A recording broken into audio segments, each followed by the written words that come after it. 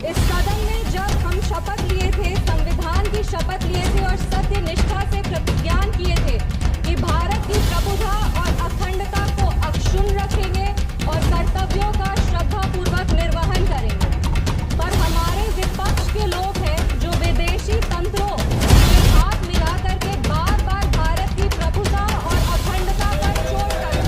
वहीं पे इतने ही वर्षों में कांग्रेस का SDI जरूर बढ़ गया। अब एस उसमें क्या है, उसका नाम लेंगे तो हल्ला हंगामा हो जाएगा, इसीलिए आप लोग खुद ही समझ जाइएगा। ये वही बात हो गया, हिंदी का एक मुहावरा है, मुंह में राम बगल में छुरी, पर ये भी विपक्ष पे सही नहीं बैठता है, क्योंकि विपक्ष तो प्रभु श्री राम का नाम ही नहीं ले सकते, पर छुरी लेकर के बार बार संविधान की हत्या जरूर करने का कोशिश करते हैं। संविधान सभा सेंट्रल हॉल में संविधान पे चर्चा हुई, संविधान लिखा गया, उस सेंट्रल हॉल में बाबा साहब की चित्र तक को इन्होंने लगने नहीं दिया।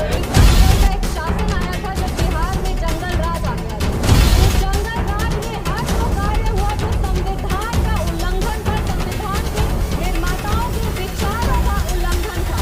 इस सदन में जब हम शपथ लिए थे, संविधान की शपथ लिए थे और सत्य निष्ठा से प्रतिज्ञान किए थे कि भारत की प्रभुता और अखंडता को अक्षुण्ण रखेंगे और कर्तव्यों का श्रद्धापूर्वक निर्वहन करेंगे, पर हमारे विपक्ष के लोग हैं जो विदेशी तंत्रों से हाथ मिला करके बार बार भारत की प्रभुता और अखंडता पर चोट करते हैं।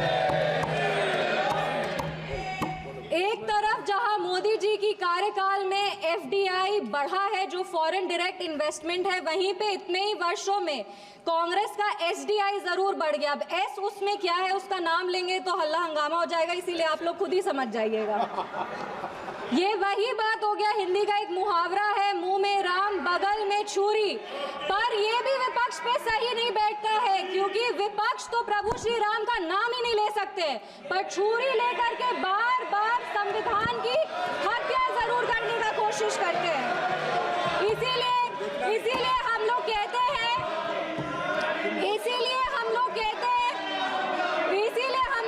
हैं कि संविधान नेता के हाथ में नहीं, संविधान नेता के दिल में होना चाहिए। एक उदाहरण देते हैं, 2008 में इसी सदन में ट्रस्ट वोट के लिए कैश फॉर वोट स्कैम किया गया था और लोकतंत्र का गला घोटने का कोशिश किया गया था। आपातकाल इमरजेंसी में जिस तरह से संविधान का चीरहरण हुआ था वो हम सब ने देखा था, और हम तो बिहार की बेटी हैं। बिहार के एक पुत्र थे जयप्रकाश नारायण जी, जिन्होंने इसी दिल्ली में रामलीला मैदान में राष्ट्रकवि रामधारी सिंह दिनकर की एक कविता पढ़ी थी, सिंहासन खाली करो कि जनता आती है। उसने कांग्रेस की जड़ों को हिला दिया था और भारत में एक नई क्रांति का आह्वान किया था। आज जब हम संविधान के 75वें वर्ष का उत्सव मना रहे हैं, तो हम नमन करते हैं संविधान के निर्माता डॉक्टर बाबा साहब भीमराव अंबेडकर जी का, जिन्होंने अपनी पूरे जीवन की सीख को इस संविधान के निर्माण में लगा दिया। लेकिन कांग्रेस ने उनका अपमान करने से वो कभी नहीं चूके। जिस संविधान सभा सेंट्रल हॉल में संविधान पे चर्चा हुई, संविधान लिखा गया, उस सेंट्रल हॉल में बाबा साहब की चित्र तक को इन्होंने लगने नहीं दिया। इनके कार्यकाल के 2 प्रधानमंत्री ने खुद भारत रत्न लिया सर मैम, लेकिन बाबा साहब को भारत रत्न नहीं देने दिया। मैं नमन करती हूँ उन सभी संविधान सभा के सदस्यों का, जिन्होंने 2 साल 11 महीने और 17 दिन में इस संविधान को आकार दिया। बिहार के, इस देश के पहले राष्ट्रपति और संविधान सभा के अध्यक्ष डॉक्टर राजेंद्र प्रसाद जी का, और संविधान सभा के सबसे पहले अध्यक्ष सच्चिदानंद सिन्हा जी का, जिन्होंने मिल करके इस संविधान के निर्माण में अपनी पूरी जीवन लगा दी। संविधान, विपक्ष को कहना चाहेंगे, संविधान सिर्फ आर्टिकल्स और प्रिंसिपल्स नहीं है, ये एक ग्रंथ है, ये आम आदमी का भरोसा है, ये आम आदमी की आस है, ये इस देश के नागरिक को वो महसूस कराता है कि वो स्वतंत्र है, सशक्त है और सुरक्षित भी है। इस संविधान की ताकत ही है कि आज इस 25 साल की युवा महिला सांसद इस सदन में महिलाओं की आवाज बनी है।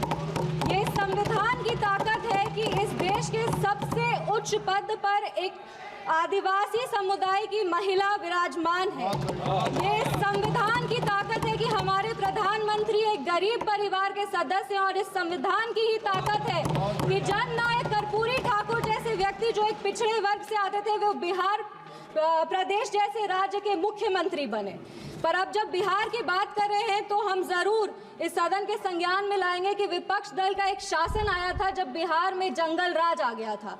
उस जंगल राज में हर वो कार्य हुआ, उस जंगल राज में हर वो कार्य हुआ जो संविधान का उल्लंघन था, संविधान के निर्माताओं के विचारों का उल्लंघन था। बिहार उस समय दंगों और अपहरण का गढ़ बन गया था। हम आभार व्यक्त करेंगे हमारे यशस्वी प्रधानमंत्री श्री नरेंद्र मोदी जी का, हमारे माननीय मुख्यमंत्री श्री नीतीश कुमार जी का और हमारे पार्टी के राष्ट्रीय अध्यक्ष श्री चिराग पासवान जी का, जिनके अथक प्रयासों की वजह से आज संविधान के उसूल बिहार में कायम है।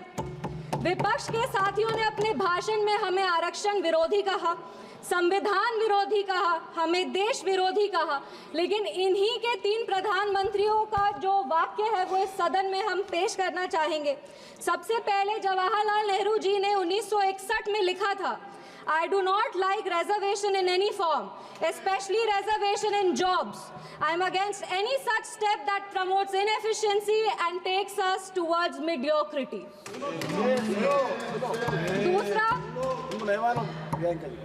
दूसरा इंदिरा गांधी जी ने, नीरज चौधरी जी की एक किताब थी हाउ प्राइम मिनिस्टर डिसाइड्स, उसमें उन्होंने कहा था अपने तब के लॉ मिनिस्टर शिव शंकर जी को कि एक ऐसा ATR तैयार कीजिए कि सांप भी मर जाए और लाठी भी ना टूटे। ये मंडल कमीशन के रिपोर्ट पे उन्होंने कहा था। तीसरी राजीव गांधी जी ने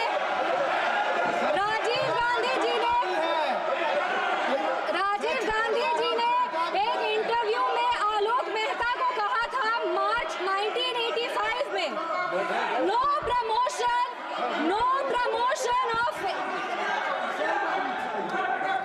राजीव गांधी जी ने एक इंटरव्यू में जर्नलिस्ट आलोक मेहता को कहा था मार्च 1985 में कि no promotion of idiots in the name of reservation, and that promoting idiots in the name of reservation would harm the entire country. ये इनके 3 प्रधानमंत्री थे और देश 37 साल इनके प्रतिनिधित्व में था और इन्हें लगता था कि आरक्षण से इस देश में सेकेंड ग्रेड सिटीजन आते हैं। कांग्रेस को माफी मांगनी चाहिए इस पर। आप बात करते हैं सेक्युलरिज्म की, तो एक आंकड़ा भी पेश करेंगे।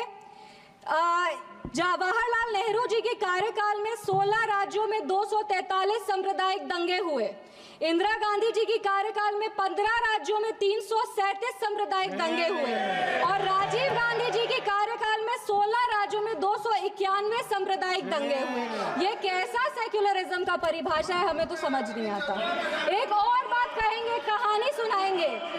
1984 में जब सिख रायट हो रहा था, 1984 में जब सिख रायट हो रहा था तो एक सिख समुदाय के व्यक्ति एक दलित नेता के घर में रक्षा पाने के लिए गए थे, एक पनाह मांगने गए थे। उस दलित नेता के घर को जला दिया गया था। वो दलित नेता कोई और नहीं, हमारे पार्टी के संस्थापक श्रद्धेय रामविलास पासवान जी थे, जिनके घर को 1984 में जला दिया गया था।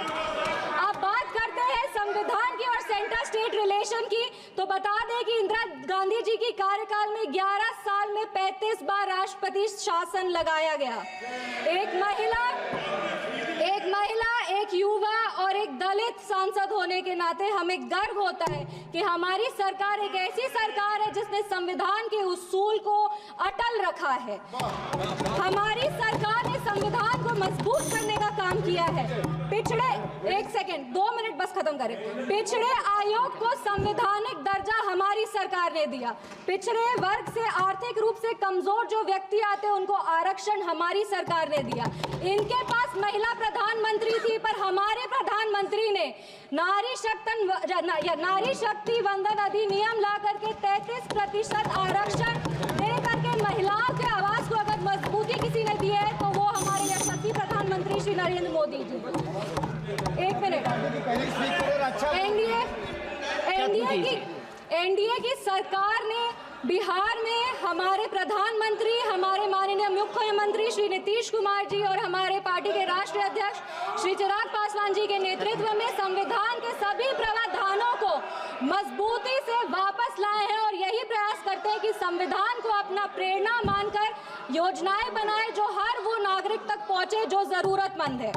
अंत में अपने वाणी को 4 पंक्ति पढ़ के बैठ जाओ दादा, 4 पंक्ति बैठ जाओ दादा, 4 पंक्ति पढ़कर अपने वाणी को विराम देंगे। हर रंग को खुद में समेट कर जो बेखौफ खड़ा है, जाति और धर्म के दायरे से जो आगे बढ़ा है, नैतिक निष्पक्ष समावेशी संविधान ही है वो जो 75 वर्षों बाद भी सहज खड़ा है। धन्यवाद। जय हिंद, जय बिहार। अगर आप ये खबर फेसबुक पर देख रहे हैं तो वीडियो को लाइक करके पेज को फॉलो करें। इसके अलावा अगर आप इस खबर से यूट्यूब के जरिए जुड़े हैं तो चैनल को सब्सक्राइब करके बेल आइकन दबाना बिल्कुल ना भूलें। नमस्कार।